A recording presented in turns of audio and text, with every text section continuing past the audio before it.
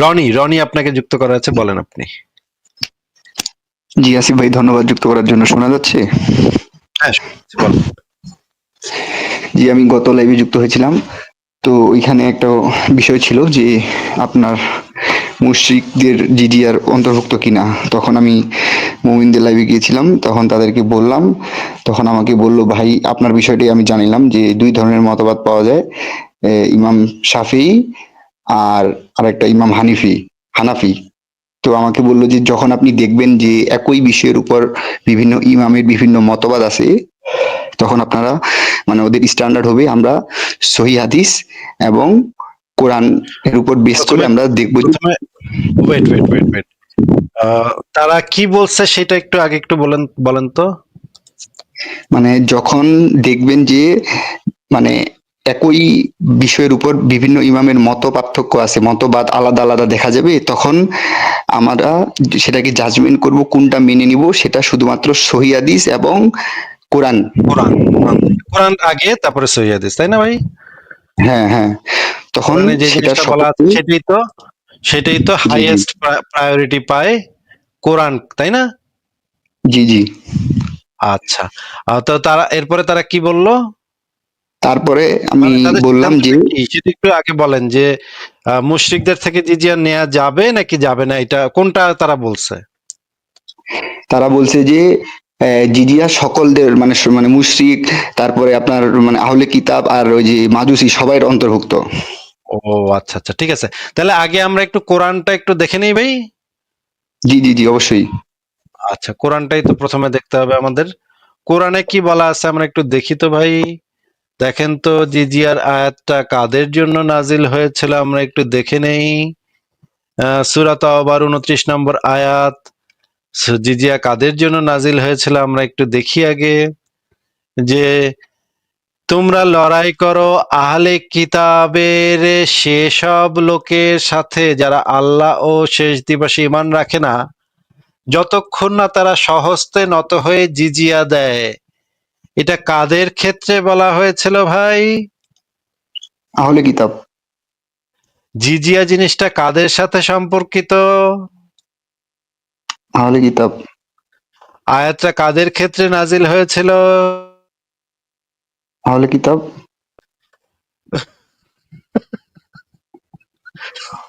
সব লোকের সাথে আল্লাহ শেষ দিবসে ঈমান রাখে না। এটা তাফসিরে গেলে কি একটু মানে একটু যদি একটু ব্যাখ্যাটা। জিজিয়া বিষয়টা কোরআনে যেটা বলা আছে। আচ্ছা, আমরা একটু দেখি, কোরআনের আয়াতটা একটু দেখি। আহ জিজিয়া, এই যে জিজিয়া দেখা যাচ্ছে এখানে, জি জি জিজিয়াটা কাদের জন্য given the scripture, people of the scripture, those who were given the scripture. কি লেখা ভাই? The scripture. Those who were given the scripture, তার মানে কি? জি যাদেরকে কিতাব দেয়া হয়েছিল। জি জিজিয়াটা একমাত্র জিজিয়ার আয়াত হচ্ছে যেটা যাদেরকে কেতাব দেয়া হয়েছিল তাদের সম্পর্কে বলা হয়েছে। ইংরেজি অনুবাদে দেখেন, fight those fight against those who do not believe in Allah in the last manner considered lawful religion of truth Islam, who were given the scripture. এই আয়াতটা তো টোটালটাই স্ক্রিপচার যাদেরকে দেয়া হয়েছিল তাদের সম্পর্কে বলা হচ্ছে। আশ্চর্য কথাবার্তা ভাই, আশ্চর্য কথাবার্তা বলেন ভাই, আমি হতভম্ব যে কিভাবে এরকমের বাটপারি কিভাবে সম্ভব বুঝতেছি না। কোরআনে এই জিজিয়া জিনিসটা আহলে কিতাবের সাথে সম্পর্কিত করে দেয়া হয়েছে, এবং তারা যদি আপনাকে এরকমের কোনো রেফারেন্স দেখায় যে তারা মাজুসিদের কাছ থেকে, মোহাম্মদ মাজুসিদের কাছ থেকে জিজিয়া নিয়েছিল, হ্যাঁ এই রকমের কিছু রেফারেন্স পাওয়া যায় যেখানে মোহাম্মদ মাজুসিদের কাছ থেকে জিজিয়া নিয়েছিল, কিন্তু সেটা নিয়েছিল সূরা তাওবা নাজিলের আগে। সূরা তাওবা নাজিলের পরে মুশরিকদের সাথে সমস্ত সম্পর্ক ছিন্ন হয়ে গেছে। আল্লাহ পাক মুশরিকদের উপর থেকে সমস্ত দায় দায়িত্ব তুলে নিছে। এরপরে আর কোন মুশরিকের সাথে উপরে কোনো দায় দায়িত্ব আল্লাহ বা তার রাসূলের নাই। এই জিনিসটা সূরা তাওবার বেশিরভাগ তাফসিরে এই জিনিসটা খুব স্পষ্ট ভাবে বলা আছে যে সূরা তওবা হচ্ছে সম্পর্ক ছেদের আয়াত, তরবারির আয়াত। সূরা তওবা নাজিলের পর তো মুশরিকদের কাছ থেকে কোনো জিজিয়া নেওয়ার কোনো প্রশ্নই ওঠে না। একটা মাত্র সেক্টর আছে, যে এই যে অগ্নি উপাসক যাদেরকে মাজুসি বলা হয়, এদের ক্ষেত্রে হযরত আলী যে গল্পটা বলছিল যে তাদের এক পূর্বপুরুষ নাকি মানে ভাই বোন করছিল, মানে বিয়ে করছিল, এই কারণে তাদেরকে আদমের অনুসারী হিসেবে করছিল, যে তারাও আহলে কিতাব। এদের এই যুক্তি দেখায় তাদের উপর থেকে জিজিয়াটা হালাল করছিল। কিন্তু মুশরিকদের সাথে তো জিজিয়ার কোনো সম্পর্কই নেই। এখানে তো পরিষ্কারভাবে লেখা, সূরা তওবা নাজিলের আগে মক্কার মুশরিকদের থেকেও জিজিয়া নেওয়া হয়েছিল, কিন্তু সূরা তওবা নাজিলের মাধ্যমে তো সমস্ত মুশরিকের সাথে সমস্ত সম্পর্ক ছিন্ন হয়ে গেল। সূরা তওবা নাজিলের পরে কোন মুশরিকের কাছ থেকে, মাজুসি ছাড়া কোন মুশরিকের কাছ থেকে জিজিয়া নেওয়া হয়েছে সেটা একটু দেখান তো আমাদেরকে। মাজুসি ছাড়া সূরা তওবা নাজিলের পরে মাজুসি ছাড়া কোন মুশরিকের থেকে জিজিয়া নেওয়া হয়েছে কিনা সেটা একটা রেফারেন্স দেখান। না না ভাই, এটা তো আমার না, আমি আর কি ডিসকাস করতে গেছিলাম, তো তারা আমাকে, আমি তো ভাই মানে এটা আপনি যে আমাকে এখন এভিডেন্সটা দেখালেন, এটা তো আমি অবগত ছিলাম না। তখন আমাকে তারা এটার আরে মানে তাদের আশ্চর্য, এই সপক্ষে। বিষয়ে জিজিয়া নিয়ে কথা বলতে গেলেই তো সূরা তওবার 29 নম্বর আয়াত আনতে হবে। এইটাই তো জিজিয়ার আয়াত ভাই। আয়াতে কি কেউ পড়ে নাই নাকি? এটা কিভাবে সম্ভব যে জিজিয়ার যে কোরআনের আয়াত, এটাই কেউ না পড়া এটা নিয়ে কথাবার্তা মানে হয়ে গেছে? এটা কিভাবে সম্ভব? আমি তো এটা বুঝলাম না। জি ভাই, আমি তো অবজ্ঞ, মানে এই বিষয়ে তো আমার জানা নাই, তো আমাকে যেহেতু দেখায়নি সেহেতু আমি তো জানিও না যে এটা আছে কি না। এটা তো মানে তাদের দেখানো উচিত ছিল। আশ্চর্য আশ্চর্য, মানে জিজিয়া নিয়ে কথা বলা শুরুই তো করতে হবে সূরা তওবার 29 নম্বর আয়াত দিয়া, তাই না? জি সূরা তওবার 29 নম্বর আয়াত তো আহলে কিতাবদের ক্ষেত্রে নাজিলকৃত আয়াত। আশ্চর্য ভাই, আমি তো মেজাজটা কেমন লাগে মানে। আচ্ছা ভাই, আমাকে একটা মানে আমাকে একটা তারা মানে দিছে, আপনার আমি আপনার বলি এটা আমি। বুংসুং, আপনার বুংসুং বুঝাই দিল আর আপনি বুংসুং বিজে চলে আইলেন। ভুংচুং একটা হাদিস দেখাইছিল, সহি হাদিস, ওইখানে একটু মোটামুটি ক্লিয়ার ভাবে বলা আছে। আর আরেকটা রেফারেন্স দিছিল, হাদিস তো মানে আছে, রেফারেন্সটা আমি বের করতে পারিনি।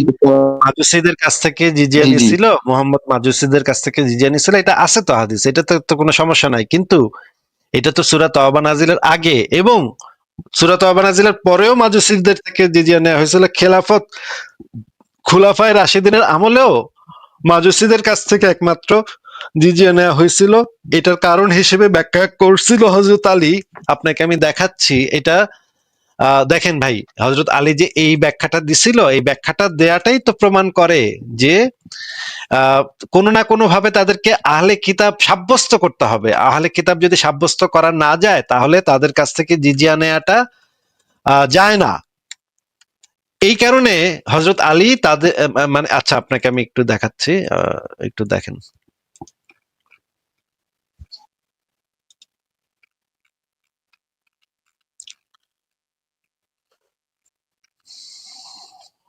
আচ্ছা দেখি আমরা, আহ,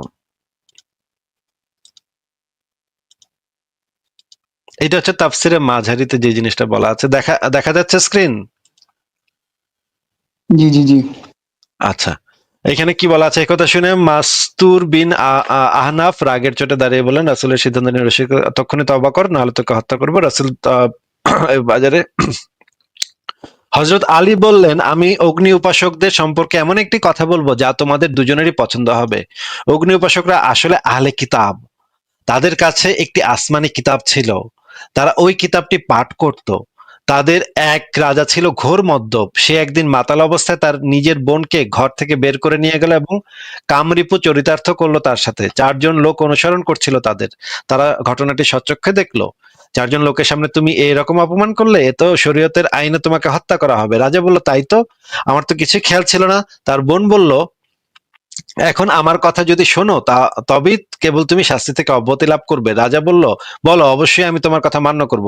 বলল যে তুমি যা করলে সেটাকে ধর্মীয় বিধানের উপর প্রচার করো। জনসাধারণকে ডেকে বলো, এটাই আদমের ধর্মাদর্শ। হাওয়াকে সৃষ্টি করা হয়েছিল আদম থেকে, সে হিসেবে হাওয়া ছিল আদমের কন্যা, অথচ দুজনে ছিলেন স্বামী স্ত্রী। প্রথম নবীর এই ধর্মদর্শ আমাদের জন্য মান্য করা অত্যাবশ্যক ইত্যাদিতে। এই যে এই ঘটনাটা যে হযরত আলী তাদেরকে বলল, এইটা তো বলছিল হচ্ছে এই যে মাজুসিদের কাছ থেকে জিজিয়া নেয়াটাকে যেন জাস্টিফাই করা যায়, যেহেতু বোঝানো যায় যে তারা আদমের শরীয়তের অনুসারী, তার মানে তারা আহলে কিতাব, এইটা প্রমাণ করার জন্য হযরত আলী এই জিনিসটা বলছিল। তাহলে কি বোঝা যাচ্ছে না ভাই যে জিজিয়া নিতে হইলে আহলে কিতাব সাব্যস্ত করতে হয়? জি জি জি, আমাকে আরেকটি উদাহরণ দিছিল, সম্ভবত ইসলামের যে খলিফা আছে, ওমর খলিফা, উনি মনে হয় ফিলিস্তিনিদের কাছ থেকে মানে জিজিয়া নিয়েছিল, এরকম কিছু আছে। আহ ফিলিস্তিন তো মানে ওই ফিলিস্তিনের মানে মুশরিকদের কাছ থেকে জিজিয়া নেয় নাই তো ভাই। যেটা নিছিল সেটা হচ্ছে মাজুসিদের কাছ থেকে শুধুমাত্র জিজিয়া নেওয়া হয়েছিল। এই মাজুসিরা মোহাম্মদ যেহেতু মাজুসিদের কাছ থেকে জিজিয়া নিয়েছে, মানে অগ্নি উপাসক, যদিও অগ্নি উপাসকরা মুশরিক, কিন্তু এই ক্ষেত্রে মোহাম্মদ যেহেতু নিচ্ছে সেটাকে দলিল ধরে অনেকে বলছে অগ্নি উপাসকদের কাছ থেকে জিজিয়া নেওয়া যাবে। যদিও অগ্নি উপাসকরা মানে মাজুসিরা আহলে কিতাব না, তারপরেও তাদের থেকে নেওয়া যাবে যেহেতু মোহাম্মদ বলছে। তখন হযরত আলী এই যুক্তিটা দিছে যে এই মাজুসিরা আসলে আসলে আহলে কিতাবই, কারণ তারা আদমের শরীয়তের অনুসারী। এই যুক্তিটা দিয়ে এই জিজিয়াটাকে জায়েজ করছে, যেহেতু তাদের সাথে আলে কিতাবটা সম্পর্কিত কইরা জিজিয়াটাকে জায়েজ করছে। নইলে সম্পর্কিত না করলে সূরা তওবার 29 নম্বর আয়াত তো ভায়োলেট হয়, কারণ জিজিয়াটা তো আহলে কিতাবের সাথে সম্পর্কিত। আর ভাই আলীর এই বক্তব্যটা কোন কিতাবে, কত কোন খণ্ডে পাবো এটা আমি? এটা অনেকগুলা গ্রন্থে আছে, তাফসিরে মাঝারিতে আছে, তাফসিরে জালালাইনে আছে, অনেক জায়গাতে আছে এই জিনিসটা। কিন্তু এই জিনিসটা তো আবার এইটা তো আবার সহিহ হাদিস খুঁজেন না, কারণ এটা তো সহিহ হাদিস হয় না, কারণ এটা তো হচ্ছে গিয়ে একটা বর্ণনা, এটা একটা তারিখ গ্রন্থের বর্ণনা। এখানে দেখেন তো কি লেখা। ইমাম আবু হানিফা বলেছেন, আরব অনারব সকল ইহুদি খ্রিস্টানদের নিকট থেকে জিজিয়া আদায় করা যাবে, অনারব মুশরিকদের নিকট থেকেও জিজিয়া গ্রহণ করা যাবে, তারা অগ্নি পূজক হোক অথবা মূর্তি পূজক। মুরতাদের ধর্মত্যাগীদের নিকট থেকে জিজিয়া নেওয়া যাবে না। ইমাম আবু ইউসুফ বলেছেন, আরববাসীদের নিকট থেকে পুরোপুরি জিজিয়া গ্রহণ করা যাবে না, তারা ইহুদি, খ্রিস্টান, মূর্তি পূজক, অগ্নি পূজক যেই হোক না কেন, জিজিয়া আদায় করতে হবে কেবল অনারব আহলে কিতাব ও মুশরিকদের নিকট থেকে। এখানে আরো বিস্তারিত ব্যাখ্যা করা আছে, তবে মুরতাদ ও কুরাইশ মুশরিকদের নিকট থেকে জিজিয়া নেওয়া যাবে না। ইমাম শাফি বলেছেন ব্যক্তির উপর জিজিয়া আরোপ করা যাবে না, ইত্যাদি ইত্যাদি। এখানে তো অনেক রেফারেন্স আমার এখানে দেয়া আছে, সংশয়.com এ দেয়া আছে। আপনি আচ্ছা ঠিক আছে, আপনি বলেন, আপনার যেটা বক্তব্য আছে সেটা আপনি বলেন। জি, তারা আমাকে একটা বলল যে জামিউল আহকাম আল কুরআন তাফসির কুরতুবি থেকে 110/8, এটা যখন একটা আরবি একটা সেন্টেন্স দেখায় আমাকে, এই শেষে এটা বললো এখানে গেলে আপনি পাবেন, কিন্তু আমি এটা বুঝতে পারিনি যে কিভাবে কি বুঝেছি যে তাফসির কুরতুবির 110/8, এটা কি 110 নম্বর সূরার 8 নম্বর আয়াত, না কোনো আইন শাস্ত্র গ্রন্থ থেকে এটা ভুলেই দেখাইলো, না কি, এটা আমি বের করতে পারিনি আর কি। এটা একটা আর কি, তারা হয়তো বা কোরআনের কোনো কিছু এখানে এভিডেন্স হিসাবে আমাকে বলছিল আর কি। কোরআনে তো জিজিয়ার আয়াত তো ওই একটা ভাই, একটাতে, এটা হচ্ছে আহলে কিতাবের সাথে সম্পর্কিত আয়াত। এছাড়া জিজিয়ার আয়াত আছে বলে তো আমি জানি না। এছাড়া কি আর জিজিয়ার কোনো আয়াত আছে? জি, তাইলে আমি এটা জিজ্ঞাসা করবো, এটা আমাকে কি বুঝেছে এই যে তাফসির কুরতুবির 110/8।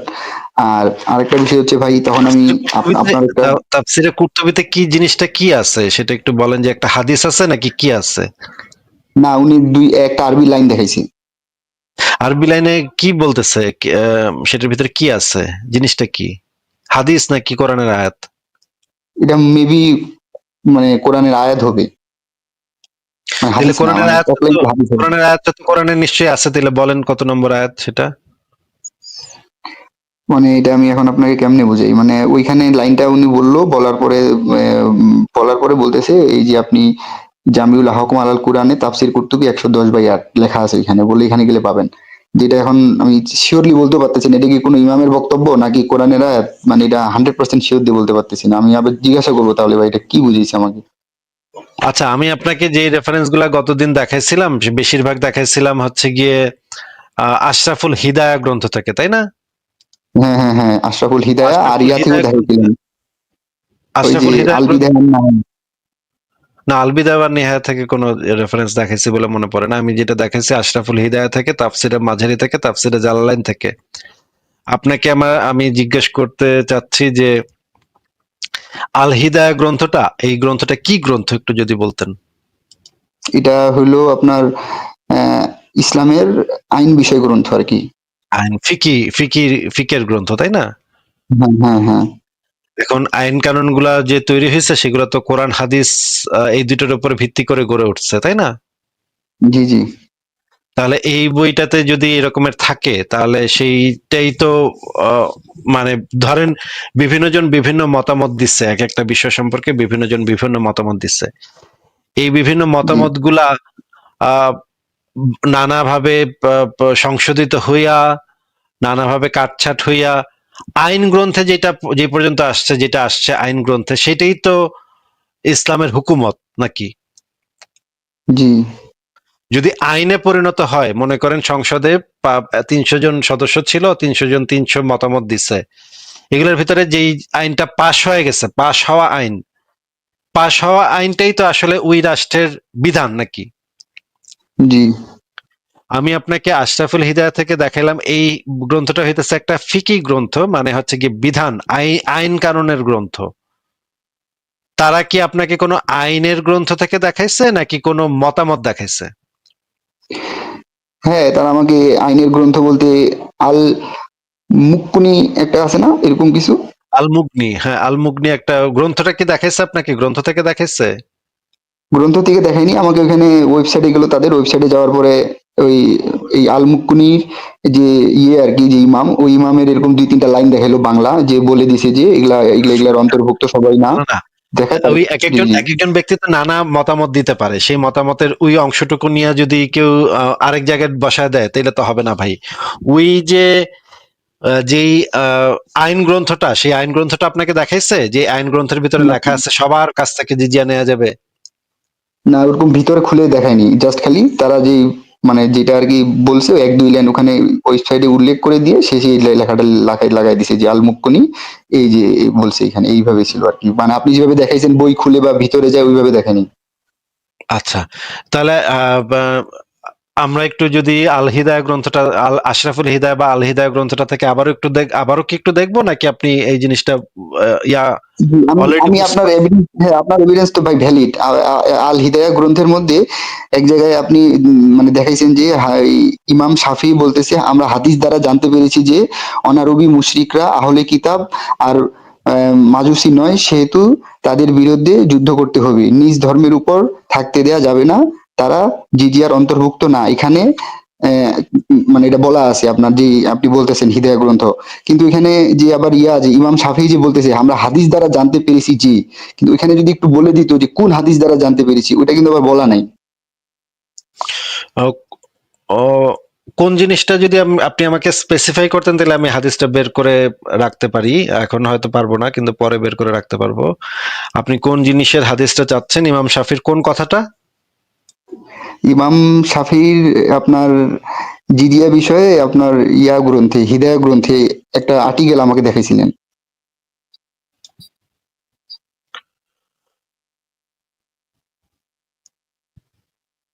আচ্ছা,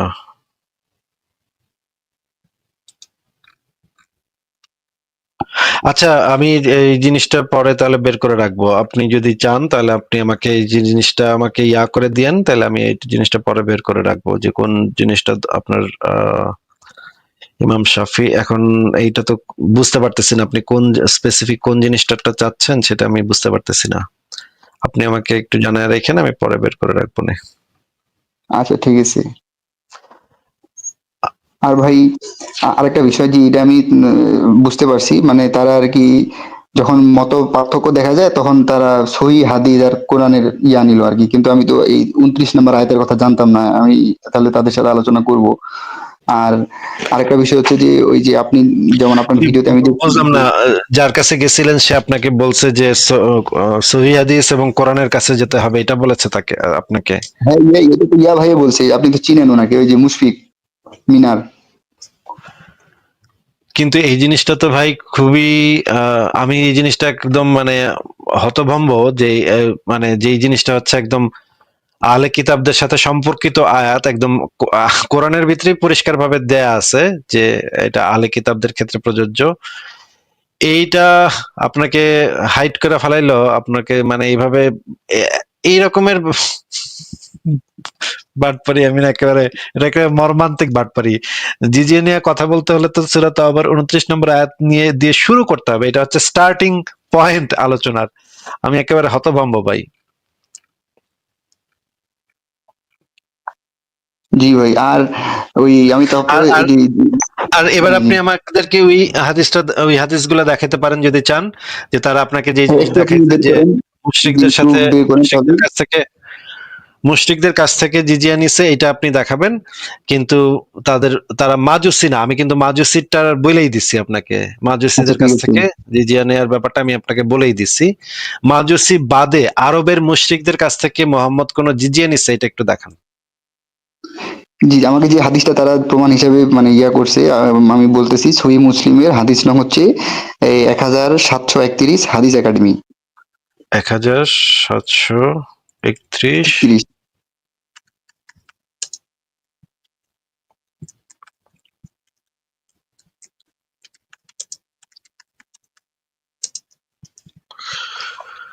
সহিহ মুসলিম হাদিস একাডেমি 1731।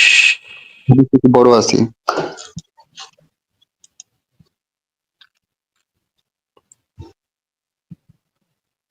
আচ্ছা,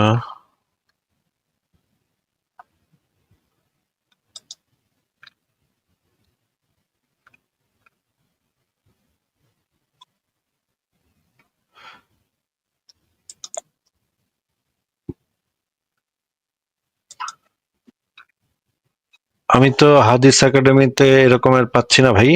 সহিহ মুসলিম তো, তাই না? জি, পাচ্ছেন না? আমি একটু শেয়ার দিই, দেখি, দেখেন, আপনি দেখে বলেন এটা কিনা। এটা তো হাদিস একাডেমি সহিহ মুসলিম দেখা যাচ্ছে। জি, আহ যান নিচে যান।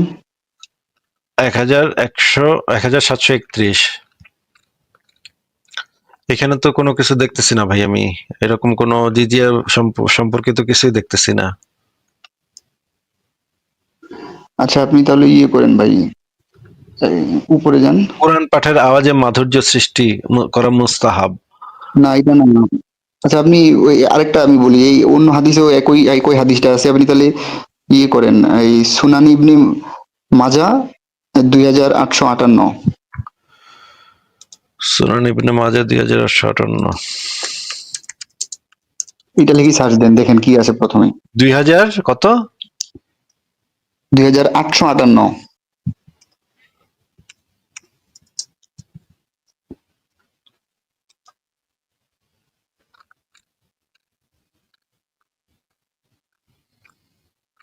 আচ্ছা, এটার ভিতরে থাকতে পারে বোধহয়, দেখি। এটাও বড় হাদিস। জি এটাই হবে।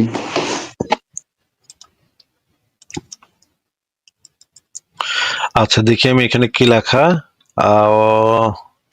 ইমামের উপদেশ। এখানে তিরস্কারের সাথে, তোমরা আল্লাহর নামে এবং আল্লাহর পথে যুদ্ধ করো, যারা আল্লাহর সাথে কুফরি করে তাদের বিরুদ্ধে যুদ্ধ করো, তোমরা জিহাদ করো, বিশ্বাসঘাতকতা করো না। শত্রুপক্ষের মুশরিকদের বিরুদ্ধে সম্মুখ যুদ্ধে অবতীর্ণ হবে, তখন তাদের তিনটে বিষয়ের প্রতি আহ্বান জানাবে। হচ্ছে গিয়ে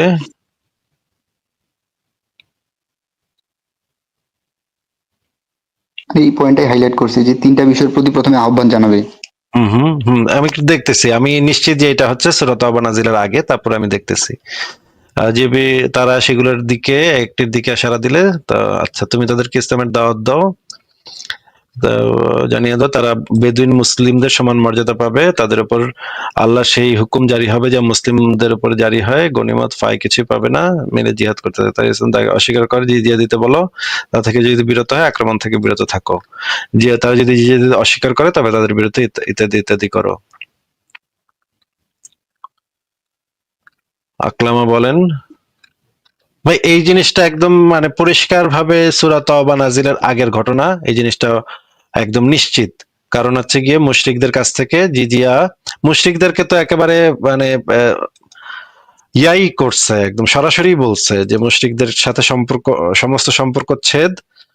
তাহলে আমি একটু বের করি যে মুশরিকদের সাথে যে সমস্ত সম্পর্ক ছেদ সেই জিনিসটা আমি একটু বের করি। সম্পর্ক ছেদের আয়াত।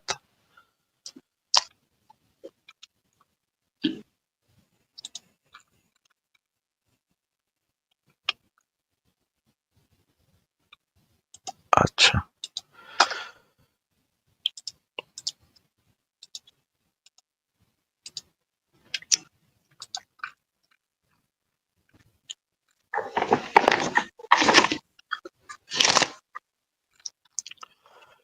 প্রথমে আমরা ডক্টর আবু বকর জাকারিয়ার ইসের থেকে দেখি, তাফসির থেকে দেখি। এই তাফসির গ্রন্থটা তো সূরা আত-তাওবার তাফসির। এই তাফসির গ্রন্থটা হচ্ছে ডক্টর আবু বকর জাকারিয়ার। এইটা কি আপনি, আচ্ছা আমি একটু সরাসরি ইসলাম হাউস থেকে বের করি, নাহলে আপনি হয়তো মনে করবেন যে এটা হচ্ছে সূরাত আত-তাওবার তাফসির, ইসলাম হাউস, সম্পাদনা ডক্টর আবু বকর মোহাম্মদ জাকারিয়া। এই জায়গা থেকে আমি একটু দেখি, এই বইটা থেকে। এখানে কি লেখা আছে একটু পড়েন তো ভাই। সালাতের সাথে সাথে জাকাতের আলোচনা করেছেন। সহিহ বুখারী, মুসলিমে বর্ণিত হয়েছে, আব্দুল্লাহ ইবনু ওমর রাদিয়াল্লাহু তাআলা আনহুমা বলেন, রাসূলুল্লাহ সাল্লাল্লাহু আলাইহি ওয়াসাল্লাম বলেছেন, আমি লোকদের বিরুদ্ধে ততক্ষণ পর্যন্ত লড়াই করতে আদিষ্ট হয়েছি যতক্ষণ না তারা এই সাক্ষ্য দেয় যে আল্লাহ ছাড়া প্রকৃত কোনো উপাস্য নেই এবং মুহাম্মদ সাল্লাল্লাহু আলাইহি ওয়াসাল্লাম আল্লাহর রাসূল, এবং তারা সালাত প্রতিষ্ঠা করে, জাকাত প্রদান করে। আচ্ছা, এই আয়াতটাকে কি বলা হয় পড়েন তো, এখানে কি লেখা? এই সম্মানিত আয়াতটি হচ্ছে তরবারির জিহাদের আয়াত, যে সম্পর্কে আহ, দোহুক্কাক ইবনু মুজাহিম বলেন, হ্যাঁ, ইবনু মুজাহিম বলেন, এই আয়াতটি নবী সাল্লাল্লাহু আলাইহি সাল্লাম এবং মুশরিকদের সাথে সংগঠিত যাবতীয় চুক্তিতে রহিত করে দিয়েছে। মুশরিকদের সাথে যাবতীয়, সংগঠিত যাবতীয়, মুশরিকদের সাথে সংগঠিত যাবতীয় চুক্তিকে রহিত করে দিয়েছে এই আয়াতগুলা নাকি? জি, সকল চুক্তি এবং সকল মেয়াদকে রহিত করে দিয়েছে। আচ্ছা, এরপরে কি লেখা? আউফি বর্ণনা করেন, আব্দুল্লাহ ইবনু আব্বাস রাদিয়াল্লাহু তাআলা আনহুমা এই আয়াত সম্পর্কে বলেন, সূরা আল বারাআহ, সূরা আত-তওবা অবতীর্ণ হওয়ার পর থেকে কোনো মুশরিকদের কোনো চুক্তি এবং কোনো অঙ্গীকার আর অবশিষ্ট নেই। হারাম মাসসমূহ অতিক্রম হওয়া, সূরা আত-তওবা অবতীর্ণ হওয়ার পূর্বে মুশরিকদের থেকে দায়মুক্তর নির্দেশের দিন থেকে রবিউল আখির মাসের প্রথম 10 দিন, এই 4 মাস। আচ্ছা, তার মানে এই সূরাটা দ্বারা মুশরিকদের সাথে তো সমস্ত সম্পর্ক ছেদ হয়ে গেল, তাই না? ওই সমস্ত জি, নিরাপত্তা চুক্তি, সমস্ত দ্বিপাক্ষিক যাবতীয় যে চুক্তি আছে, এই যে 4 মাস সময় দিছিল ওই সূরা তওবার এই আয়াতের ভিতরে 4 মাস সময় দিছিল, এই 4 মাস তাদেরকে ঘুরে বেড়াইতে সময় দিছিল, এরপরে তাদেরকে যেখানে পাওয়া যাবে হত্যা করা হবে। এটা তো সূরা তওবার 5 নম্বর আয়াত, এটা সবাই জানে। এইটার দ্বারা, এই আয়াতগুলা দ্বারা মুশরিকদের সাথে যাবতীয় সমস্ত চুক্তি রহিত হয়ে গেল। ওই 4 মাসটা শুধুমাত্র সময়, বাদ বাকি সমস্ত কিছু রহিত। এরপরে জি মোহাম্মদ, ভাই, এখানে একটু, এরপরে আবার, তবে এটা নাকি আমি বলি, এটা আমি জিজ্ঞাসা করেছিলাম, এটা নাকি শুধুমাত্র স্পেসিফিক ভাবে ওইসব মুশরিকের জন্য যারা ওই সময় হুদায়বিয়া চুক্তির অন্তর্ভুক্ত ছিলেন। এটা একটু বের করে দেখেন, এটা বের করে ভাই, দেখাতে পারলেই হবে। এটা বের করে দেখাতে পারলেই হবে। আমি আপনাকে 3000 রেফারেন্স এই মুহূর্তে দিতে পারবো। মোহাম্মদ বিভিন্ন জায়গায় লোক পাঠায় পাঠায় মানুষ খুন করাইছে, এই বিভিন্ন মূর্তি টুর্তি, মন্দির টন্দির, না, আমি আমি মক্কার বলতে চাচ্ছি আশেপাশে। এই, জি, সূরা তওবার 5 নম্বর আয়াতের ক্ষেত্রে নাকি এটা বলতে চাচ্ছি আমি, অন্যান্য না, মানে ওই আয়াতটা নাকি ওই সব সকল চুক্তিবদ্ধ মুশরিকদের ক্ষেত্রেই ছিল, ওই যে যেখানে পারবে ওত পেতে থাকো, হত্যা করো, ওই আয়াতটা। না, সূরা তাওবা হচ্ছে একটা আমভাবে সমস্ত মুশরিকদের ক্ষেত্রে প্রযোজ্য। সকল মুশরিকদের সাথে ইসলামের সমস্ত সম্পর্ক ওই দিন ছিন্ন হয়ে গেছে।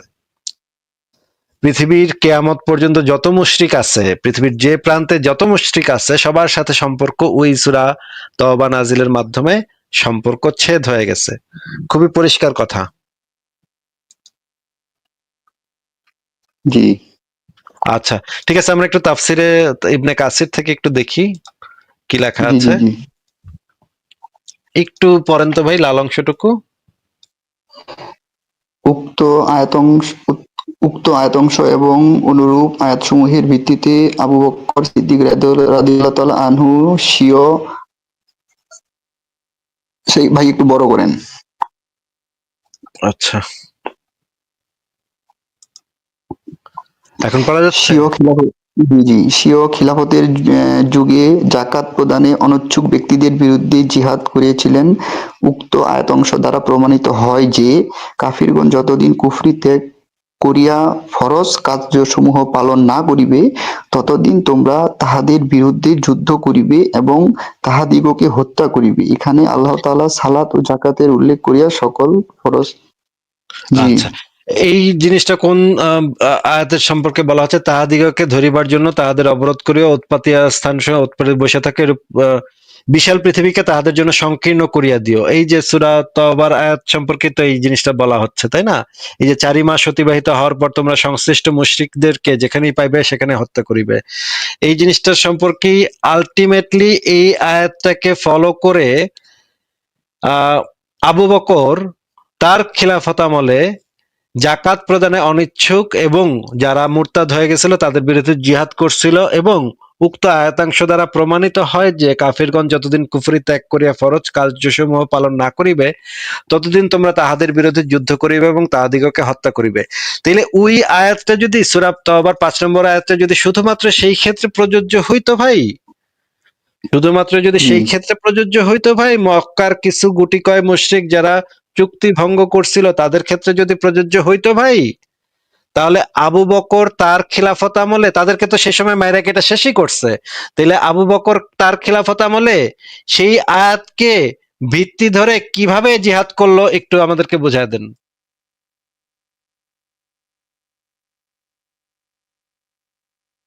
হুম আবু বকর তার খিলাফত আমলে যদি সূরা তওবার 5 নম্বর আয়াত, আপনার তর্কের খাতিরে আপনার সাথে একমত হয়ে ধরে নিলাম, বা ওই মুমিনের সাথে একমত হয়ে ধরে নিলাম, সূরা তওবাটা নাজিল হয়েছিল মক্কার কতিপয় দুষ্টু মুশরিক দুষ্টুমি করছিল মুহাম্মদের সাথে। মুহাম্মদ তখন সূরা তওবার 5 নম্বর আয়াত নাজিল করে শুধুমাত্র ওই গুটি কয়েক মুশরিককে মানে একটু শাস্তি দিচ্ছে। এছাড়া আর কোথাও ওই সূরা তওবার 5 নম্বর আয়াত প্রযোজ্য হবে না। ঠিক আছে, ধরে নিলাম। তাহলে ভাই এই আয়াত, এই যে এই জিনিসটাকে একটু তাহলে ব্যাখ্যা করে দেন তো। এটা তো ভাই কন্ট্রাডিকশন হচ্ছে তাহলে ও আচ্ছা, তাহলে আরো দেখবো আমরা, আরো এরকম তো আমি হাজার হাজার বাইর করতে পারবো ভাই, হাজার হাজার বাইর করতে পারবো। আচ্ছা, মুহাম্মদ যে বলছিল যে মুশরিকদেরকে সে থেকে বাইর করে দিবে, মানে আরব উপদ্বীপ থেকে বাইর করে দিবে, সে কি বলছিল যে যারা চুক্তি ভঙ্গ করছে সেই সমস্ত মুশরিকদেরকে বের করব, নাকি বলছিল যে সমস্ত মুশরিকদেরকে আমি বের করে দিব, আরব উপদ্বীপ থেকে সমস্ত মুশরিকদেরকে বের করে দিবে, এটা বলছিল? যে এটার ক্ষেত্রে আমাকে 6 নম্বর আয়াতটা দেখাইছে যে যারা নাকি এই ইয়ার অন্তর্ভুক্ত না, যারা জানে না যে হামলা কিসের জন্য কেন হচ্ছে কি কারণে, তারা তারা যদি মানে ক্ষমা প্রার্থনা করে বা ইয়া হয় তাহলে নাকি তাদেরকে মুক্ত দেওয়া হবে। মানে ওরা বলতেছে যে নাস্তিকরা 5 নম্বর আয়াত দেখায়, 6 নম্বরটা দেখায় না। আচ্ছা, 6 নম্বরে তো, হ্যাঁ, 6 নম্বরে বলা আছে যে কেউ যদি আশ্রয় চায় তাহলে তাকে আশ্রয় দিয়ে যেন সেটা মানে আল্লাহর আয়াত যেন তাকে শোনানো যায়, এই জন্য তাকে আশ্রয় দিতে হবে। কিন্তু আলটিমেটলি তো তাদেরকে তো বের করে দিতে হবে, তাদের উপদ্বীপ থেকে, তাদের অঞ্চল থেকে বের করে দিতে হবে। আচ্ছা, একটু দেখেন ভাই, দেখায় না কে বলছে? আমরা তো দেখাবো না কেন, এটা তো বুঝলাম না ভাই, আমরা কেন দেখাবো না? আমরা তো সব সময় বের করে করে দেখাই, আরো পড়তে বলি। আচ্ছা, ঠিক আছে, এই জিনিসটা একটু দেখেন তো। এই হাদিসটা একটু পড়েন তো ভাই, এখানে কি লেখা? জি জুয়াইব ইবনু হারব ও মুহাম্মদ ইবনু রাফি রহমাতুল্লাহ আলাই জাবির ইবনু আব্দুল্লাহ রহমাতুল্লাহ আলাই বলেন আমার কাছে উমর ইবনু খাত্তাব রহমাতুল্লাহ আলাই বর্ণনা করেন যে তিনি রাসূলুল্লাহ সাল্লাল্লাহু আলাইহি ওয়াসাল্লামকে বলতে শুনেছেন যে নিশ্চয় আমি ইয়াহুদি ও খ্রিস্টান সম্প্রদায়কে আরব উপদ্বীপ থেকে বহিষ্কার করব, পরিশেষে মুসলমান ব্যতীত অন্য কাউকে এখানে থাকতে দেব না। আচ্ছা, তার মানে হচ্ছে এই যে এইটার ভিতরে তো মুশরিকরা পড়লো নাকি আরব উপদ্বীপে? জি জি জি তাহলে এখানে কি ভাই, এখানে বলা হয়েছে কোথাও যে যারা দুষ্টুমি করেছে, যা চুক্তি ভঙ্গ করেছে, যে বা আমার মোহাম্মদের পাশে লাথি মেরেছে তাদেরকে শুধু ধরে ধরে বের করে দিব, এইটা বলেছে নাকি সবাইকে বলেছে? সবাইকে। আচ্ছা, এখানে দেখি তো কি লেখা। আমি নিশ্চয়ই আমি ইহুদি খ্রিস্টান সম্প্রদায়কে বের করে দিব, তারপর মুসলিম ব্যতীত কাউকে থাকতে দিব না। মুসলিম ব্যতীত কাউকে থাকতে দিব না, এই অঞ্চলে থাকতে দিব না। তাহলে তো ভাই এই বিধানগুলো তো সমস্ত ক্ষেত্রে প্রযোজ্য, তাহলে আপনাকে কে বললো? আচ্ছা, এখানে একটু দেখেন তো, আহ, এই বিধানটা একটু আমরা পড়ি। না, এখানে নাই, আমি একটু দেখাচ্ছি, দাঁড়ান।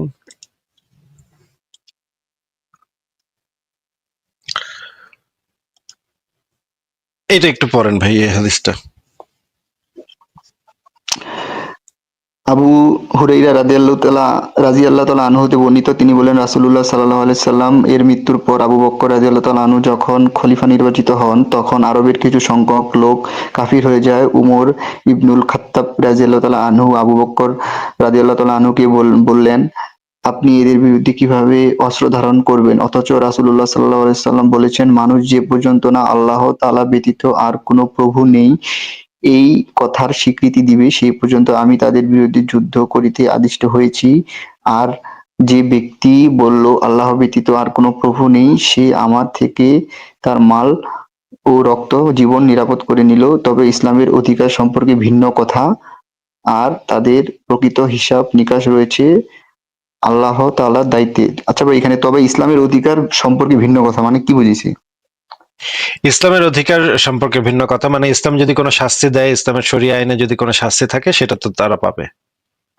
ও, তারপর আবু বকর রাদিয়াল্লাহু আনহু বলেন, আল্লাহর শপথ, নামাজ ও জাকাতের মধ্যেও যে ব্যক্তি পার্থক্য করে, আমি তার বিরুদ্ধে যুদ্ধ করবই। কেননা জাকাত সম্পদের হক।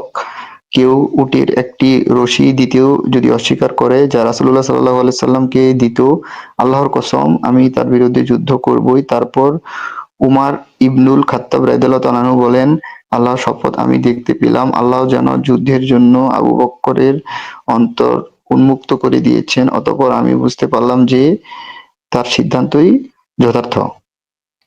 আচ্ছা, একটু আমাদেরকে একটু বলেন তো, যে এখানে যে লা ইলাহা ইল্লাল্লাহ না বলা পর্যন্ত কিতাল করতে আদেশপ্রাপ্ত হয়েছি, এইটা আবু বকরের আমলে কি এই ঘটনাটা, এই হাদিসের যে বর্ণনাটা, এই ঘটনাটা কোন সময়ের?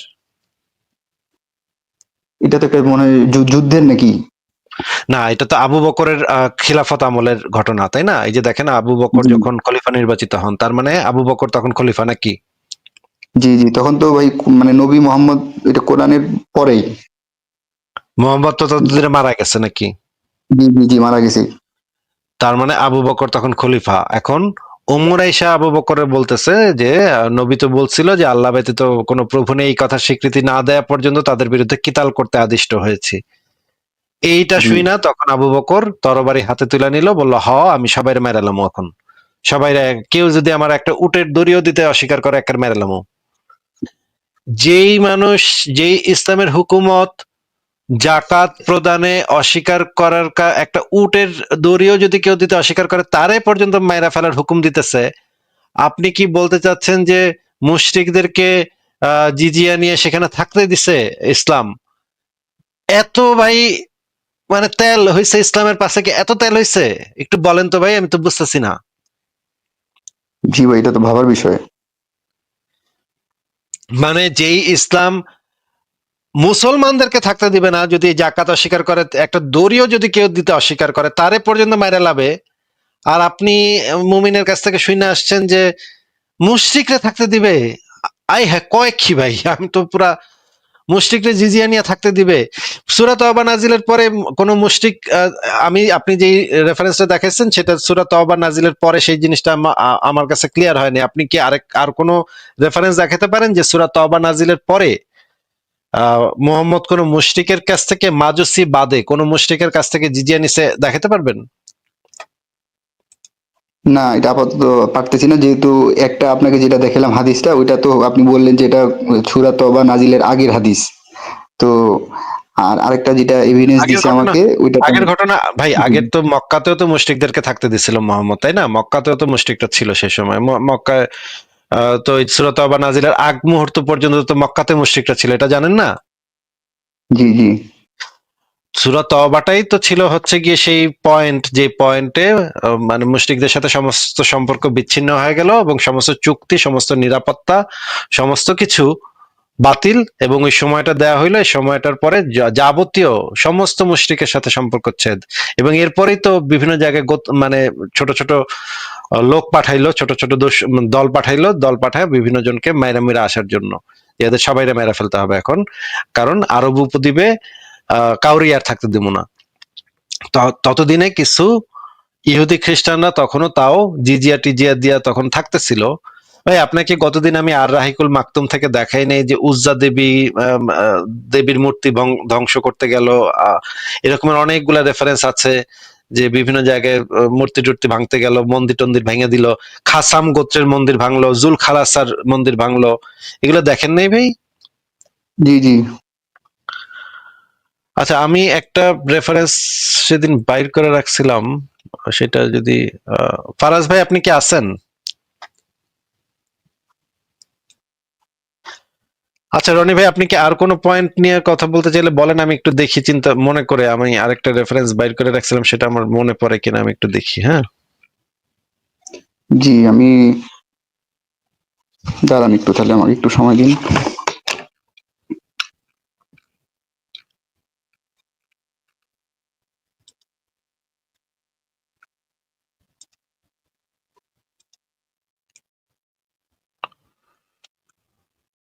হয়ে গেল কই রনি? হ্যাঁ, আপনাকে যুক্ত আবারও করছি, আপনি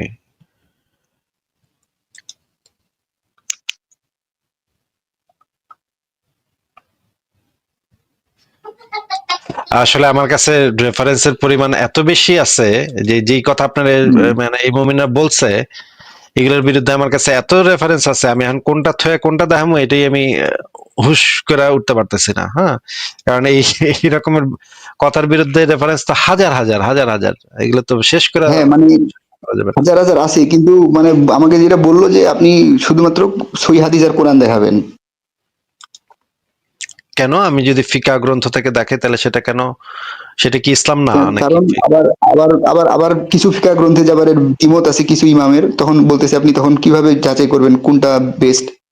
এটাও তো আছে আবার কিছু ফিকাতে, যে কিছু ইমামের মতে আবার না, এটা পুরাটাই ইয়ার অন্তর্ভুক্ত, সবাই অন্তর্ভুক্ত ফিকাতে ছিল যদি জি, ফিকাতে এটাও যদি আবার। একটা জিনিস থাকে তাহলে তো এই জিনিসটা একটা শরিয়া রাষ্ট্রে ইমপ্লিমেন্ট হইতে পারে নাকি? হ্যাঁ এটা পারে, এটা আমি মানি। ইমপ্লিমেন্ট হয়ে গেলে তখন যদি সেই বিষয়ে কারো কোনো অন্য কোনো আলেমের কোনো দ্বিমত থাকে, মানুষ তো তখন ভুক্তভোগী হবে নাকি? জি জি, অবশ্যই হবে। এবং এই জিনিসটা তো ইসলামের নামেই তো হবে নাকি? হ্যাঁ অবশ্যই।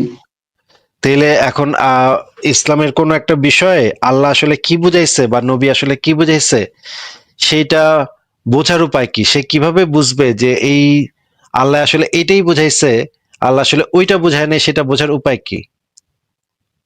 মনে করেন সেটা কোরআন হাদিসে নাই, তখন আমরা কিভাবে হুম, বুঝবো? মানে ওদের পয়েন্টটা হচ্ছে এটাই, এটাই আমাকে বুঝাইছে যে আপনি এই যখন আপনি দেখবেন দ্বিমত, প্রথমে আপনি এইটা শরণাপন্ন হবেন, তারপরে যেটা বুঝে এলো দেখবেন যে কোন আমলটা মানে কোন ইমামের কথাটা বেশি মানুষ মানছে। ঠিক আছে, না এটা না, যদিও বেশি আমার কাছে মানুষ ভ্যালিড মানছে, যুক্তি এটা তো মনে হয়নি। এটা তো এটা কিভাবে কোনো যুক্তি হয় ভাই? বেশি মানুষ মানলে এটা তো আমার কাছে সেটা ভ্যালিড মনে হয়নি ভাই। কারণ আপনার মনে করেন যে খারাপও আছে আপনার ধর্মে, ভালো আছে, এখন ভালোটা মানছে বলে তো এই না যে খারাপটা নাই বা খারাপটা উঠে গেছে বা এরকম কিছু, তাই না? মনে এখন করেন আপনি একজন খারাপটা মানলো, সেও তো ইসলাম ফলো করেই তো মানছে নাকি? জি তো ওইটা তো ইসলামের ভিতরেই আছে, ও তো সে নিজের থেকে তো এটা বানায় বানায় ফলো করে নাই নাকি? জি। তাহলে তো তারটাকে হয়তো আপনি মানতেছেন না, কিন্তু সেটা তো ইসলামের দলিলের ভিতরে তো সেই জিনিসটা আছে। হ্যাঁ অবশ্যই আছে। তাইলে তো আচ্ছা কি আর বলবো। আচ্ছা বলেন, আর কি কিছু বলার আছে? আমি কয়েকটা রেফারেন্স আপনাকে দেখাবো ভাবছিলাম, কিন্তু আমার না এই মুহূর্তে আপনার কথা শুনে আমি এমনই বেকুব হয়ে গেছি যে এই যে মুশরিকদের থেকে জিজিয়া নেওয়া যাবে, বা হচ্ছে গিয়ে কি বললেন, মানে যেটা হচ্ছে কোরআনে পরিষ্কার ভাবে বলা আহলে কিতাবদের কথা, এই রকমের কেউ কথা কইতে পারে, এটাই আমি না মানে একদম বেকুব, বুঝছেন? এখন আমি আপনাকে শত শত রেফারেন্স বাইর করে দেখাইতে পারি, কিন্তু আমি তো আসলে বেকুব হয়ে গেছি কথা শুনে। আর কি কোনো পয়েন্ট আছে আপনার? না, এই বিষয়টাই, এই জিনিসটা আপনাকে আমার জানানো ছিল আর কি, মানে এই মানে যে জিজিয়া গ্রহণের ক্ষেত্রে। আচ্ছা, তাহলে তো আপনার কাছে তো অনেকগুলা এই যারা এই কথা বলছে তাদের কাছে তো নিশ্চয়ই অনেকগুলো সহিহ হাদিস আছে যে সূরা তওবা নাজিলের পরেও মোহাম্মদ মক্কার আশেপাশে যে মুশরিকরা ছিল তাদের থেকে জিজিয়া টিজিয়া নিয়ে তাদেরকে থাকতে দিছে, সুখে শান্তিতে মিলেমিশে তারা ভাই ভাই হয়ে গলাগলি করে বসবাস করছে। এরকম কি আরেকটা সহিহ হাদিস দেখাতে পারবেন যেটা সূরা তওবা নাজিলের পরে বোঝা যায় যেন হাদিসটা পড়লে যে এটা সূরা তওবা নাজিলের পরে, এবং মোহাম্মদ এবং মুশরিক সবাই গলাগলি করে বসবাস করতেছে, এরকম কি আছে কিছু? না ভাই, আমাকে এভিডেন্স হিসেবে ওরা 4টা জিনিস দেখাইছে, 4টার মধ্যে একটা হাদিস দেখাইছে যেটা আমি আপনাকে বললাম, আপনি বের করলেন। আর বাকি 3টার মধ্যে 2টা দেখাইছে হইলো ইসলামী বিশ্বকোষ, ওই যে আইন গ্রন্থ, আর ওই যে আল মুক্কুনি থেকে ওই যে 2টা ইমামের 2টা বক্তব্য দেখাইলো। আর আমাকে ওই আরেকটা মানে সেম যেটা বললাম একটু আগে, ওই যে তাফসির কুরতুবি 110/8, এটা যে কি বুঝেছে এটা আমি, আপনিও বুঝতে পারতেছেন না, আমিও পারতেছি না, তাদেরকে আমি এটা জিজ্ঞাসা করবো। এই 4টা দেখাইছে, তার মধ্যে হাদিস একটাই দেখাইছি যেটা আমি আপনাকে দিছি। আচ্ছা, আহ, এই বিষয়ে যে জিনিসটা হচ্ছে, এই বিষয়ে কোনো কোনো আলেম কিছু কিছু মত দিতে পারে। ইসলামের বিভিন্ন বিষয়, ইসলামের একটা বিধান আছে যে আপনি যদি একটা কি যেন বলে একটাকে, ইখতিলাফ না যেন কি একটা বলে, হ্যাঁ, আপনি যদি একটা নতুন মত দেন সেই তাতে আপনি কিছু সওয়াব পাইবেন। এই জন্য সওয়াবের আশায় অনেকে অনেক মত মত দিচ্ছে এই বিষয়ে, এটা মত আমার এ মত, এইটা তো আমার মত সেটা। কিন্তু যেই আইনগুলা ইমপ্লিমেন্ট হয়েছে সেই আইনগুলা আর একটু গুরুত্বপূর্ণ। কারণ হচ্ছে গিয়ে সেইগুলা আইন হিসেবে প্রণয়ন হয়েছে, সেগুলা যাচাই বাছাই করার পরে সেই জিনিসগুলাকে আইন হিসেবে প্রণয়ন করা হয়েছে।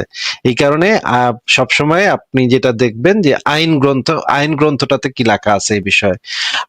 আমি যেটা জানি, আমি আপনাকে সেই রেফারেন্স গুলো দেখাইছিও যে মুশরিকদের কাছ থেকে সাধারণভাবে কোনো জিজিয়া হয় না, কিন্তু মোহাম্মদ মাজুসিদের কাছ থেকে জিজিয়া নিচ্ছিল, এরকমের কিছু হদিস পাওয়া যায়। এই কারণে হযরত আলী আবার এটাকে জাস্টিফাই করছিল এটা বইলা যে তারা আদমের শরীয়তের অনুসারী, এই লাইনটা তৈরি করে তখন আহলে কিতাব হিসেবে সাব্যস্ত করে তাদের কাছ থেকে জিজিয়া নিচ্ছে।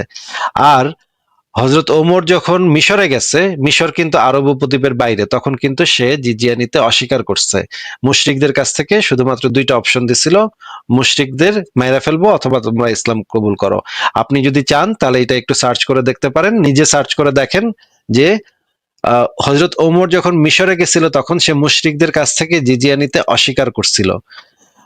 এই রেফারেন্সটা আমার কাছে ছিল, কিন্তু এই মুহূর্তে আমার মনে পড়তেছে না এটা আমি কোথায় রাখছি, এই জিনিসটা আমার এই মুহূর্তে মনে নাই। এই কারণে আমি আপনাকে দেখাইতে পারতেছি না, কিন্তু আপনি যদি নেক্সট লাইভে আসেন তখন আমি জোগাড় করে রাখবো। কিন্তু এই মুহূর্তে আমার কাছে যে কোথায় ছিল, কোথায় রাখছিলাম সেই জিনিসটা আমি ভুলে গেছি। আর যদি আপনার কোনো পয়েন্ট থাকে তাহলে বলতে পারেন, নাহলে আপনাকে বিদায় জানাই রনি ভাই। এটা তাহলে আপনি আমাকে নেক্সট এই ইয়াটা দেখাইয়েন ভাই, আমি আসবো। আর সেক্ষেত্রে আমি আরেকটা আরেকটা মানে জিনিস আপনাকে একটু জিজ্ঞেস করি, আপনার কাছে এই জিনিসগুলা কিরকম লাগে যে ধর্মের ভিত্তিতে মানুষকে, মানুষে মানুষে একটা রাষ্ট্রের আন্ডারে কিছু মানুষ আছে তাদের মধ্যে ধর্মের ভিত্তিতে বৈষম্য সৃষ্টি, যে এক এক মানুষের রাইট এক এক রকম হবে, তুমি খ্রিস্টান, তুমি ইহুদি, তুমি হিন্দু, তুমি বৌদ্ধ, এরকমের একটা রাষ্ট্র ব্যবস্থা আপনি আশা করেন নাকি? আপনি আশা করেন এরকম একটা রাষ্ট্র ব্যবস্থা যেখানে ধর্মটা মোটেও গুরুত্বপূর্ণ হবে না, আপনার কাজ কি, আপনার কাজের উপরে ভিত্তি করে আপনাকে মূল্যায়ন করা হবে, আপনি যদি ভালো মানুষ হন তাহলে আপনাকে রাষ্ট্র আপনাকে সুবিধা দিবে, আর যদি আপনি ধরেন ট্যাক্স ট্যাক্স ফাঁকি দিচ্ছেন তাহলে বা চুরি বাটপারি করছেন, আপনাকে রাষ্ট্র আপনার কাজের উপরে ভিত্তি করে আপনাকে মূল্যায়ন করবে, আপনার ধর্মের উপরে ভিত্তি করে না। এরকমের একটা রাষ্ট্র ব্যবস্থা কি আপনি কামনা করেন? মানে আপনি আপনার পরিবারকে নিয়ে কোন রাষ্ট্রে যাইতে চাবেন, আফগানিস্তানে নাকি সুইডেনে? আমি ভাই সুইডেনে যেতে দেবো। কেন কেন? কারণ মনে করেন যে ধর্মের উপর ভিত্তি করে কোনো নিজস্ব কোনো ধর্মের কোনো আইন চাপিয়ে দেওয়া, আমি মনে করি এটা ভাই ব্যক্তি স্বাধীনতায় হস্তক্ষেপ, হরণ করা। এটা আমার মানবিক দৃষ্টি দিয়ে, কারণ মুমিনরা আমি দেখছি এরা যখন মানে আর্গুমেন্ট দেয়, এরা কি করে ওদের যে মস্তিষ্কের গ্রাউন্ড লেভেলে ওরা আগে একটা জিনিস প্রেমিস সেট করে রাখে যে ইসলাম সত্য, ইসলামী এই এখন যে আমার সাথে আসুক না কেন তাকে আমি আমার ধর্মের যুক্তি দিয়ে, তারা কি করে নেগেটিভ জিনিসটা কম হাইলাইট করে, পজিটিভটা বেশি করে, অথচ তার মধ্যে যে নেগেটিভটাও আছে ওইটাকে ওরা কেনা পেঁচায় পেঁচে এমন ভাবে জিনিসটাকে শেষে উপস্থাপন করে যে মনে হয় যে না এখানে মানে মানবিক দিকগুলো দেখায় দুই একটা যে আছে, কিন্তু অমানবিক দিকগুলো দেখে না। কিন্তু আমার ক্ষেত্রে মনে হয় যে এটা পুরাটাই একটা মানবিক, মানে ধর্মের কোনো দৃষ্টিকোণের কোনো আইন প্রয়োগ এরকম হতে পারে না যে বৈষম্য, তুমি খ্রিস্টান তুমি হিন্দু তোমাকে জিজিয়া দিতে হবে, তোমাকে মাথা নত হয়ে। এই ক্ষেত্রে আবার কি তেনা বেঁচেছে আপনি শুনে অবাক হবেন। আমি যখন বললাম যে জিজিয়া মানে তো ভাই ওই আপনার অপমানজনক, ওখানে লেখা আছে যে সগির নামে একটা আরবি ওয়ার্ড আছে যাকে মানে অর্থ যে ছোট করা, লাঞ্ছিত করা, বিভিন্ন তাফসীর গ্রন্থে বিভিন্ন ওয়ার্ডে আসছে।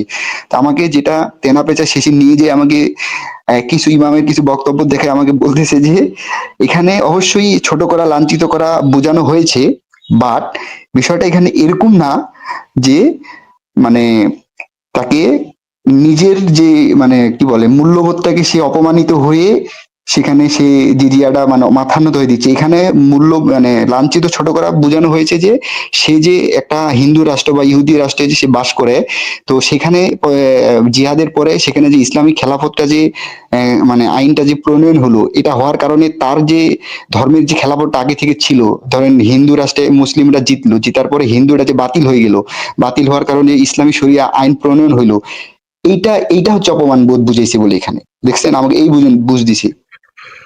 ওহ! ও মানে ভাই মানে আমি আচ্ছা বুঝাইতে মনে পারছি করেন আপনাকে। মনে করেন হ্যাঁ বুঝছি আমি মানে মোটামুটি বুঝছি আইডিয়াটা বুঝছি। মনে করেন এইরকম যদি থাকতো তার ধর্মে যে বিধর্মীদের পাছায় বাঁশ ঢুকায় খাড়া করে টাঙ্গে খাড়া করে রাখো। এইরকমও যদি তাদের কোরআনে লেখা থাকতো হাদিসে লেখা থাকতো তারা তো কোনো না কোনো ভাবে তেনা তোনা পেঁচাই একটা কিছু কইতো নাকি নাকি তারা কইতো যে এটা খারাপ, এটা তো খারাপ, তো এটা তো কইতো না তাই না? হ্যাঁ, তারা মানে পৃথিবীর কোনো কোনোভাবেই। বিশ্বাসী মানুষ কি এই কথা কইবো যে না ভাই আমার ধর্মে এটা আছে কিন্তু এটা আমি পছন্দ করি না, এটা খারাপ জিনিস, এটা আমি পছন্দ করি না ভাই, আমার ধর্মে আছে, আল্লাহ কইছে, আমার নবীও করছে, কিন্তু আমি ভাই এটা ভালো লাগে না, এই জিনিসটা আমি পছন্দ করি না, এটা তো কোনো বিশ্বাসী মানুষ কইবো না তাই না? না না।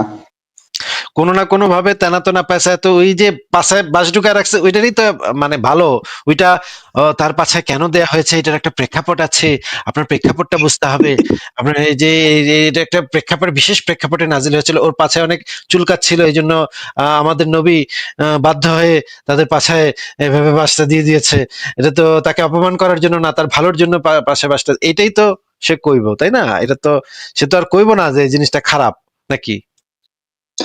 হ্যাঁ, আমাকে যেখানে আপনি আমাকে এই ফিকহ শাস্ত্র এবং বিভিন্ন এই আপনার ইসলামের এই গ্রন্থগুলোতে আপনি দেখাইলেন যে স্পষ্টভাবে বলা হয়েছে যে ব্যাখ্যাগুলোর মধ্যে যে কিভাবে কিছু কিছু ব্যাখ্যা গ্রন্থে আবার এরকম আসছে হাঁটি করে আবার কি বোতাম শার্টটা চিরে নিতে হবে, থাপ্পড় দিতে হবে, এগুলোও আছে, এগুলো আবার ওরা মানলো স্বীকার করলো।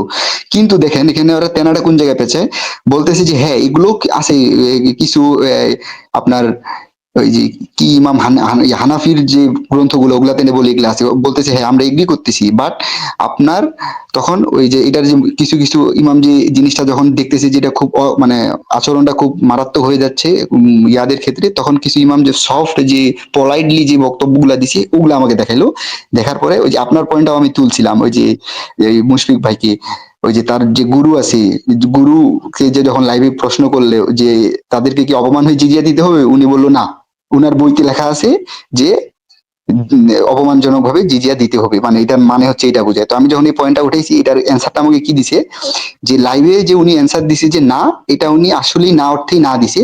আর এখানে যে অপমান ভাবে যে জিজিয়া প্রদানের বিষয়টা বুঝেছে, এটা বুঝেছে যে ওই তার রাষ্ট্রের খেলাফতটা মানে বাতিল হয়ে যে ইসলামিক খেলাফতটা যে প্রণয়ন হলো এটাতে সে অপমান বোধ করলো, এইটা অনেকে বুঝেছি ওই যে বইটার মধ্যে। এই রেফারেন্সটা আবার একটু দেখি তাহলে, আমরা একটু দেখি যে ওইটা দ্বারা কি বোঝানো হয়েছে সেটা ওইখানে একটু দেখি। ডক্টর আবু বকর জাকারিয়ার বক্তব্যটা আবার একটু শুনি, শোনেন। আমরা বিজিত, আমরা মুসলিমরা কাফেররা সেখানে এমন অবস্থায় হবে যে তারা নিজেরা আমাদের উপরে, অর্থাৎ মুসলিমরা সেখানে জয়ী, কাফেররা জয়ী নয়, এটা বলা। ওহুম সাগের অর্থ হলো তারা বিজিত, আমরা বিজয়ী, এটা বলা উদ্দেশ্য। অর্থাৎ এরকম নয় যে তাদেরকে অপমান করে, তাদেরকে মেরে ধরে তাদের থেকে জিজিয়ে নিতে হবে, অথবা তারা অপমানিত করে তাদের থেকে বিভিন্নভাবে অপমানজনক ব্যবহার করে নিতে হবে, এটা আচ্ছা, এবার আমরা দেখি এখানে কি বলা আছে, দেখি আমরা। জিজিয়া হচ্ছে অপমান, অপদস্থ ও কুফুরির নিদর্শন। আল্লাহ তাআলার বাণী যে পর্যন্ত না তারা স্বেচ্ছায় ট্যাক্স দেয়, অর্থাৎ যদি তারা ইসলাম গ্রহণ না করে স্বেচ্ছায়, অর্থাৎ পরাজিত করে, বাধ্য করে, অর্থাৎ তারা অপমানিত, অপদস্থ। এ কারণে জিম্মিদেরকে সম্মান প্রদর্শন করা এবং মুসলিমদের ওপরে তুলে ধরার বৈধতা নেই, বরং তারা হীন, সম্মানহীন, হতভাগা। যেমন সহিহ মুসলিম শরীফে এসছে, আবু হুরায়রা রাদিয়াল্লাহু আনহু বলেন, নবী সাল্লাল্লাহু আলাইহি ওয়াসাল্লাম বলেছেন, তোমরা ইহুদি খ্রিস্টানদেরকে তাদের পূর্বেই আগ বেড়ে সালাম দিও না। তাদের কারো সাথে পথে যখন তোমাদের সাক্ষাৎ হয় তখন তাদেরকে সংকীর্ণ সরু পথে চলতে বাধ্য করো। ভাই, এই যে সংকীর্ণ সরু পথে চলতে বাধ্য করা, এই কারণেই আমিরুল মুমিনিন ওমর ইবনুল খাত্তাব রাদিয়াল্লাহু আনহু তাদের উপর অপমান, অপদস্থের এই প্রসিদ্ধ শর্ত আরোপ করেন। ভাই, এই কথাগুলা কি, মানে কেউ কি, মানে এগুলা কেউ কিছু বুঝতেছে না? তারা কি, এই মুমিনরা কি মনে করে এই কথাগুলোর অর্থ কেউ কিছু বুঝে না নাকি? যখন আপনি এর কোশ্চেনটা অ্যাড্রেস করে যখন কোশ্চেন করি, তখন এটার ব্যাখ্যা বা 2 লাইনের ব্যাখ্যা 10 লাইন দেয়, 10 লাইন দিয়ে ঘুরায় পেঁচায় এটাকে এইভাবে বোঝানো হয়েছে। ও আচ্ছা, এই কারণে আমিরুল মুমিনিন ওমর ইবনুল খাত্তাব রাদিয়াল্লাহু আনহু তাদের উপর তাদের অপমান, অপদস্থের এই প্রসিদ্ধ শর্ত আরোপ করেন। এই বিষয়টা হাদিসের ইমামগণ আব্দুর রহমান ইবনু গানাম আল আশারি থেকে বর্ণনা করেন। তিনি বলেন, আমি ওমর ইবনুল খাত্তাবের পক্ষ থেকে শামের খ্রিস্টানদের সাথে কৃত শান্তি চুক্তির শর্তগুলো লিপিবদ্ধ করেছি। আচ্ছা, আমরা একটু শামের ইয়াগুলো একটু দেখি।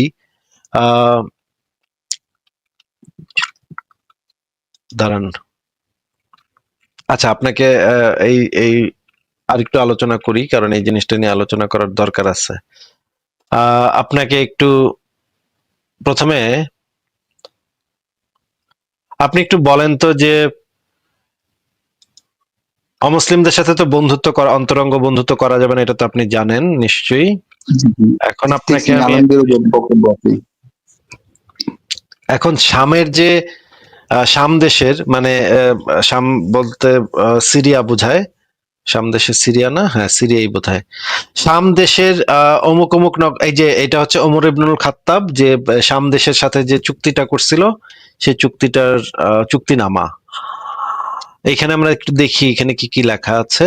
আমরা নগরে নতুন গির্জা নির্মাণ করব না, ইতিপূর্বে যে সকল গির্জা পুনঃপ্রচলন করব না, কোন প্রকার শিরকের কথা প্রকাশ করব না, আমাদের আত্মীয় ইসলাম গ্রহণ করিলে তাদের বাধা দিব না, মুসলিমদের প্রতি সম্মান প্রদর্শন করিব, মুসলিমরা তো আমাদের মজলিসে বসতে চাইলে তাদেরকে জায়গা করে দিব, জুতা পরিধান করিব না, পাগড়ি ব্যবহার করিব না, টুপি পরিধান করিব না, মাথায় সিথি কাটিব না, অস্বাদী বহনে গদি ব্যবহার করিব না, গলায় তরবারি ঝুলাবো না, আংটি আরবি ভাষায় কিছু খোদিত করিব না, মস্তকের সম্মুখ ভাগ চুল ছেটিয়া ফেলিব, যেখানে থাকি না কেন সর্বদা টিকি রাখিব, দেহে পৈতা ধারণ করিব, গির্জা প্রকাশ্য স্থানে ক্রুশ রাখিব না, মুসলমানদের রাস্তায় বা তাহাদের বাজারে ক্রুশ বা নিজেদের ধর্মীয় পুস্তক প্রকাশ করিব না, গির্জায় উচ্চ শব্দে ঘন্টা বাজাইব না।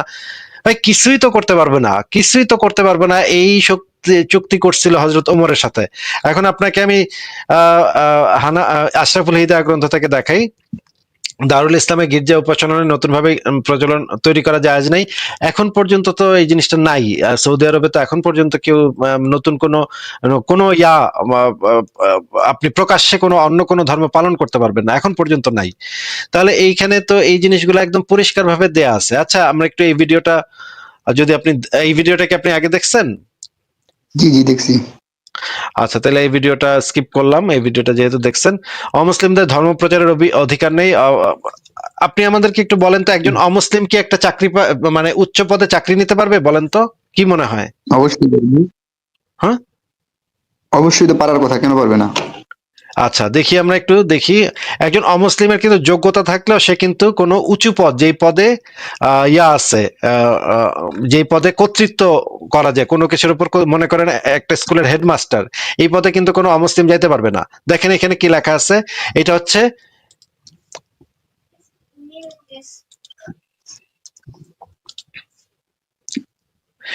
এটা হচ্ছে islamweb.net এর ফতোয়া। দেখা যাচ্ছে ভাই? জি জি, একটু বড় করেন। এইখানে যে এই জিনিসটা লেখা আছে আমি বাংলা করছি, বাংলাটা আপনাকে আমি দেখাবো।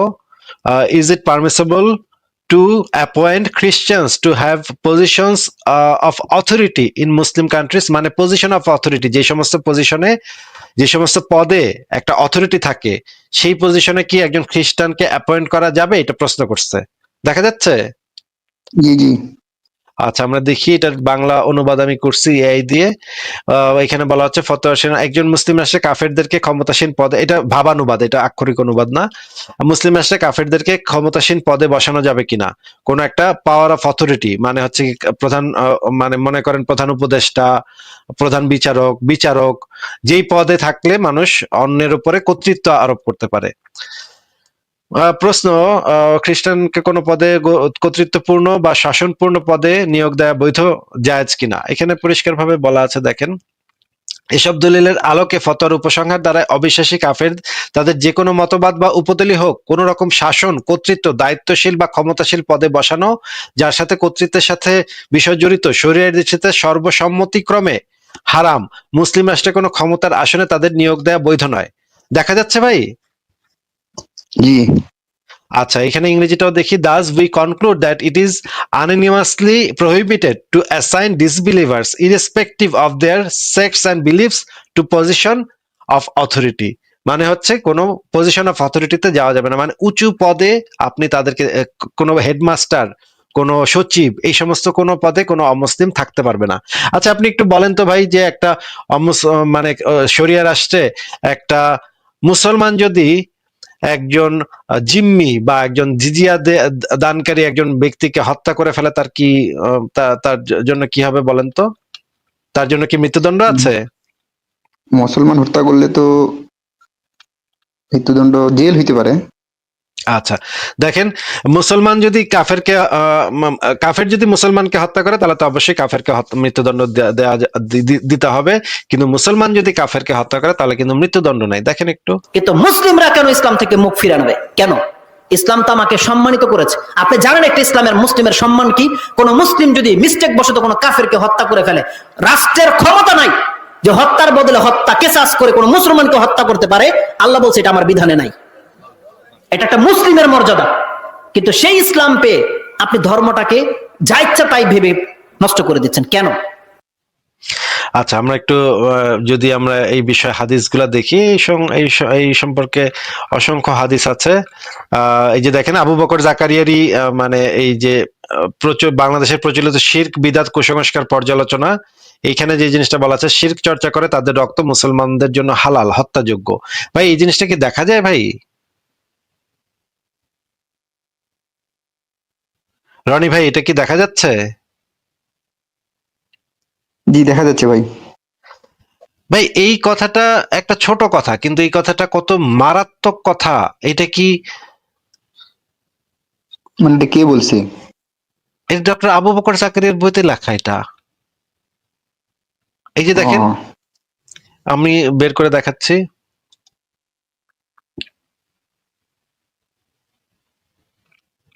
দাঁড়ান একটু।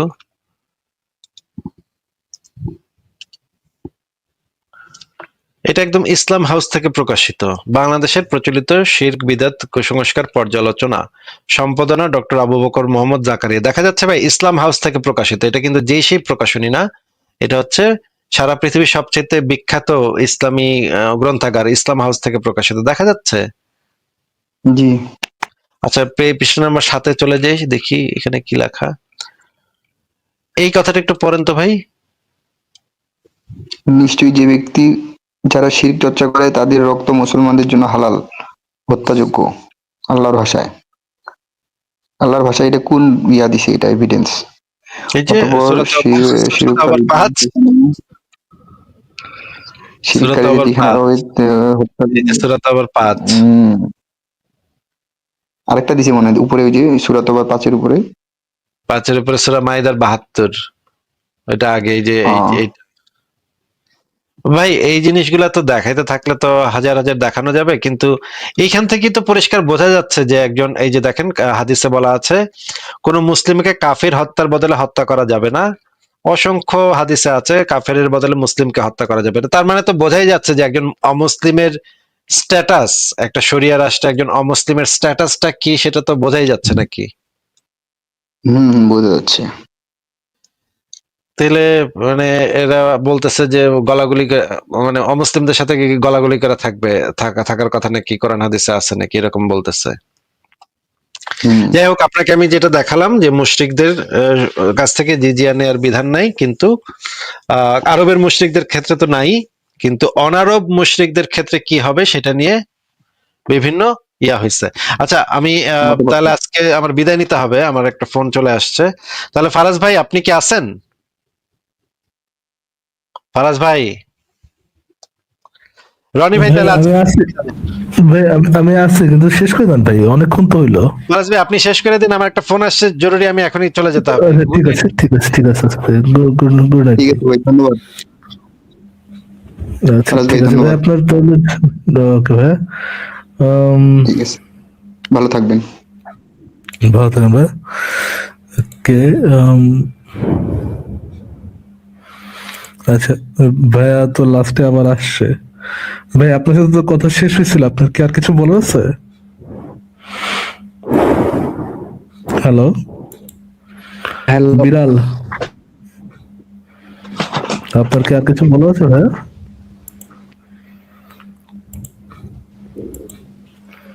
হ্যালো